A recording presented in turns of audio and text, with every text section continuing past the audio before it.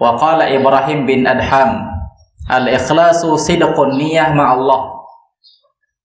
Ibrahim bin Adham mengatakan ikhlas itu jujurnya niat seseorang bersama Allah Subhanahu wa taala. Kalau dia beramal, maka amalnya itu sama sekali tidak ada untuk siapa-siapa, kecuali hanya untuk Allah Subhanahu wa taala. Baik dia dapatkan sesuatu di dunia ini atau tidak dia dapatkan sesuatu di dunia ini. Karena ketika dia beramal, niatnya itu hanya benar-benar karena Allah Subhanahu wa taala. Wa qala Sahal bin Abdullah, al-ikhlasu an yakuna sukunul 'abdi wa harakatuhu lillah. Sahal bin Abdullah mengatakan, ikhlas itu adalah diam atau bergeraknya seseorang itu karena Allah. Artinya kembali lagi, amal yang dia kerjakan itu karena Allah Subhanahu wa taala. Wa qala Abu Uthman, nisyanu ru'yah khalqi bidawamin nadhri ilal khaliq. Abu Uthman mengatakan, ikhlas itu adalah melupakan segala pandangan-pandangan orang. Melupakan segala pandangan-pandangan orang dengan tetap senantiasa melihat kepada Allah Subhanahu wa taala. Artinya, apapun yang diucapkan oleh orang lain, dia nggak peduli. Yang dia pedulikan itu hanyalah pandangan Allah Subhanahu wa taala. Ketika dia beramal, tujuannya hanya karena Allah Subhanahu wa taala. Dia nggak peduli dengan ucapan orang, dengan berbagai macam perkataan ketika dia beramal kepada Allah Subhanahu wa taala. Wa qila al-ikhlasu istiwa'u a'malil 'abdi fi dhahir wal batin. Ada juga yang mengatakan ikhlas itu adalah samanya amalan seseorang antara lahir dan batinnya.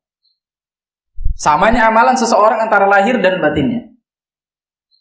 Jadi dia kalau seandainya dia rajin melaksanakan sholat duha di masjid di hadapan orang ramai, maka dia juga rajin melaksanakan sholat duha ketika orang tidak ada. Sama antara lahir dan batinnya. Sama antara dia di tengah-tengah orang atau nggak ada orang. Ini ikhlasun niyah. Wa qila sarful amal mutaqarriban bihi ila Allah wahdah, la riya wala sum'ah wala talaban lid dunya wala tasannu'an lil khalqi wa inna ma yarju bihi thawab Allah taala wa yakhsha 'iqabahu wa yatma'u fi ridahu. Ada juga yang mengatakan ikhlas itu adalah memalingkan amal kepada Allah Subhanahu wa taala dengan mendekatkan diri kepada Allah Subhanahu wa taala tanpa riya, tanpa sum'ah. Apa itu riya? Apa itu riya? Iya, pengen dilihat oleh orang lain ketika dia beramal. Ketika dia melakukan ibadah, dia punya niat agar orang lain memperhatikan dia. Ini riya. Sum'ah, ketika dia beribadah, dia kepengen orang lain mengetahui ibadah dia, membincangkan ibadah dia. Masya Allah, si fulan itu ketika saya bertamu ke rumahnya, dia sedang sholat, dia sedang melaksanakan sholat duha. Panjang sekali. Satu rakaatnya 1/2 jam. Masya Allah. Ini. Itu. Dia punya kepengen, dia pengen orang lain memperbincangkan ibadah dia. Orang lain takjub dengan ibadah dia. Kemudian la talaban lid dunya, bukan juga untuk mengharap dunia.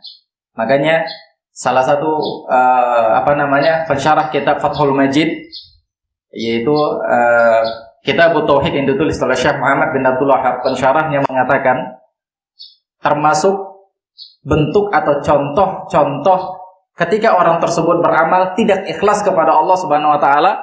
Yang pertama, selain riya dan sum'ah, yang berikutnya Yang berikutnya adalah ketika dia mengharapkan dunia. Dia enggak mengharapkan Allah Subhanahu wa taala. Dia enggak mengharapkan pahala dari Allah Subhanahu wa taala. Yang dia harapkan dunia. Saya kasih contoh. Dia orang kaya. Orang kaya besar. Tiba-tiba bangkrut. Harta kekayaannya habis. rumahnya terbakar atau rumahnya terjual, sama sekali nggak punya apa-apa sekarang. Akhirnya dia taubat kepada Allah Subhanahu wa taala dan dia sholat, dia puasa, dia rajin mengerjakan ibadah, tapi tujuannya hanya untuk ingin mengembalikan hartanya di dunia. Ini salah satu contohnya. Jadi ibadahnya itu tujuannya untuk apa? Agar harta-harta sebelumnya yang dia miliki, yang sudah lenyap, kembali lagi dikasih oleh Allah Subhanahu wa taala. Ini salah satu contohnya. Maka ikhwan fiddin rahimani wa rahimakumullah, ketika kita ibadah, maka ibadah saja. Niatkan karena Allah Subhanahu wa taala. Bukan mengharapkan balasan dunia dari Allah Subhanahu wa taala. Kalau Allah beri balasan dunia, alhamdulillah, itu rezeki kita. Rezeki. Dan Allah Subhanahu wa taala sudah mencatat rezeki kita itu sejak kapan? Sejak kita berada di dalam rahim ibu. Malaikat Nabi SAW mengatakan, Allah Subhanahu wa taala mengirim malaikat, fa arsala ilaihil malak.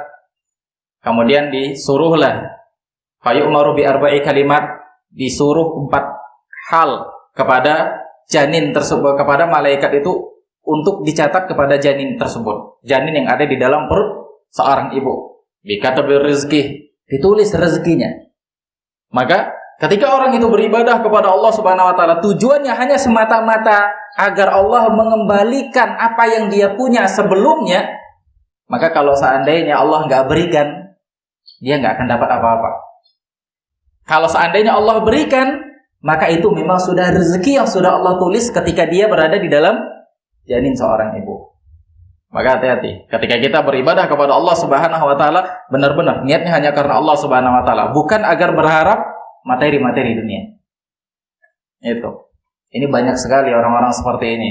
Dia seorang bos, kemudian di PHK, dipecat oleh pimpinan paling tinggi, hingga akhirnya dia tobat, kemudian dia sholat, kemudian dia berdoa kepada Allah, ya Allah, balikkanlah hartaku kembali.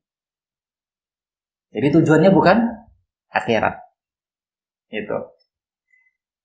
Kemudian beliau mengatakan, ikhwan fillah azanallahu wa iyyakum jami'an, wala tasannu'an lil khalqi.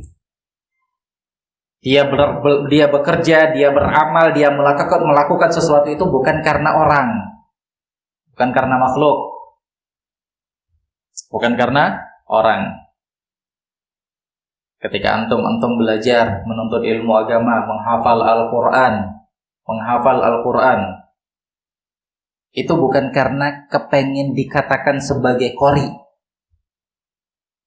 Kalau seandainya kita berharap, wah kita dibilang nanti sebagai qori, hafalannya Masya Allah luar biasa banyak, hafalannya luas, hafalannya mungkin 30 juz, ketika membaca Al-Quran suaranya begitu luar biasa.